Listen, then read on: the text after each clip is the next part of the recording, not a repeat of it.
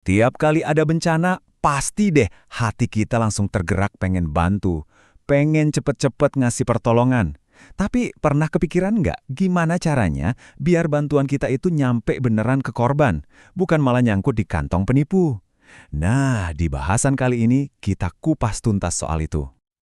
Oke, jadi ini dia peta perjalanan kita. Pertama, kita akan bahas soal gelombang empati. Lalu, kita bongkar siasat penipu donasi. Kita juga bakal kenali tanda bahaya terbesarnya. Terus, gimana cara paling aman membantu? Nah, nanti ada daftar cek donasi cerdas buat Anda. Dan terakhir kita tutup dengan niat baik, aksi lebih bijak. Siap ya? Yuk kita mulai dari yang pertama, gelombang empati. Karena emang bener kan, begitu ada musibah, naluri pertama kita ya pengen nolong. Ini tuh udah kayak refleks alami manusia. Begitu ada tragedi, contohnya kayak yang baru aja terjadi di Tapanuli Tengah, media sosial itu langsung banjir, penuh sama ajakan buat berdonasi. Itu bukti kalau rasa peduli kita tuh besar banget. Dan ini bukan cuma angka di layar loh. Di balik angka 2000 ini ada keluarga yang kehilangan rumah, ada puluhan korban. Jadi, gelombang empati yang muncul di medsos itu ya respon langsung dari penderitaan nyata yang skalanya sebesar ini. Sayangnya, di tengah gelombang kebaikan itu, selalu aja ada oknum yang lihat ini sebagai peluang. Sekarang, kita masuk ke sisi gelapnya. Siasat penipu donasi. Kita lihat gimana niat baik kita bisa dimanfaatkan buat kantong pribadi mereka. Dan modusnya tuh, jujur aja, simple tapi efektif banget. Coba deh lihat. Mereka comot foto-foto asli korban, bikin cerita yang sedih banget biar kita tersentuh, terus pasang nomor rekening pribadi. Gampang kan? Begitu uangnya udah kekumpul, ya udah, mereka langsung hilang. Nggak ada kabar, nggak ada laporan, nggak ada jejak sama sekali. Terus gimana dong cara bedainnya? Di tengah banjir informasi, ternyata ada satu ciri paling utama yang misahin mana yang asli dan mana yang palsu. Yuk kita lihat tanda bahaya terbesarnya. Ini satu peringatan yang sangat sekali nggak boleh diabaikan. Ini dia jawabannya. Simple banget. Nggak ada transparansi. Kalau ada penggalangan dana yang nggak mau terbuka soal duitnya, nggak ada laporan masuk keluar, udah itu red flag paling gede. Harus langsung waspada. Nah, ini perbandingannya jelas banget. Di satu sisi, kampanye yang beneran itu pasti ngasih update rutin. Ada laporannya, kontaknya juga jelas, bisa dihubungi. Sebaliknya, yang palsu, isinya cuma janji-janji aja, nggak ada bukti apa-apa, dan ujung-ujungnya ngilang. Mereka ini mainin emosi kita buat nutupin semua itu. Kalimat ini mungkin kedengarannya agak ekstrim ya, tapi ini cara berpikir yang paling aman buat kita sekarang.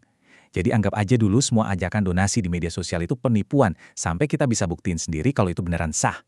Skeptis sedikit itu perlu demi kebaikan. Oke, kita udah tahu masalahnya. Sekarang pertanyaannya, jadi gimana solusinya? Tenang, ada kok cara yang pasti aman buat membantu. Yaitu dengan ngarahin donasi kita ke tempat yang udah jelas terjamin bakal bikin perubahan. Nah, ini dia pilihan paling amannya. Lewat lembaga resmi kayak BNPB, Dinas Sosial, atau Palang Merah Indonesia. Kenapa? Karena mereka punya sistemnya, ada pengawasannya, dan mereka wajib laporin tiap rupiah yang dikelola. Dijamin bantuan Anda pasti sampai. Tapi, gimana kalau mau donasi ke organisasi lain? Boleh-boleh aja, asal kita tetap waspada. Nah, ini saya kasih alat bantu praktisnya. Daftar cek donasi cerdas Anda. Cukup 4 pertanyaan kunci aja sebelum transfer. Oke, kita bedah satu-satu ya checklist ini, biar gampang. Pertama, izin resmi. Cek dulu, ini lembaga beneran terdaftar nggak sih? Ini saringan paling dasar buat nyingkirin penipu abal-abal. Kedua, transparansi dana. Laporannya ada nggak? Mereka berani nggak buka-bukaan soal uang masuk dan keluar? Organisasi yang benar pasti berani. Ketiga, dan ini penting banget, rekeningnya. Pastiin transfernya itu ke rekening atas nama yayasan atau organisasi ya, bukan nama orang. Kalau udah nama pribadi, wah, itu udah lampu merah. Terakhir, verifikasi. Coba deh cari info soal kampanye ini di berita-berita resmi. Jangan cuma modal percaya satu postingan di medsos. Nah, 4 langkah simpel ini perisai kita semua. Sekarang kita sampai di bagian akhir. Niat baik, aksi lebih bijak. Gimana caranya memastikan kebaikan hati kita itu beneran jadi dampak yang nyata? Jadi intinya begini, empati itu kekuatan kita yang luar biasa, tapi kekuatan itu harus dijaga. Niat baik aja nggak cukup, harus dibarengi sama kewaspadaan. Jangan sampai kebaikan hati kita malah jadi senjata buat penipu memperkaya diri mereka. Sebagai penutup, saya mau kasih satu pertanyaan buat kita renungin bareng-bareng. Di zaman serba instan ini, di mana nge-share apapun cuma butuh satu klik, gimana ya caranya biar kebaikan hati kita di dunia maya itu bukan cuma didasari rasa kasihan, tapi juga dilandasi kecerdasan? Yuk kita pikirin sama-sama.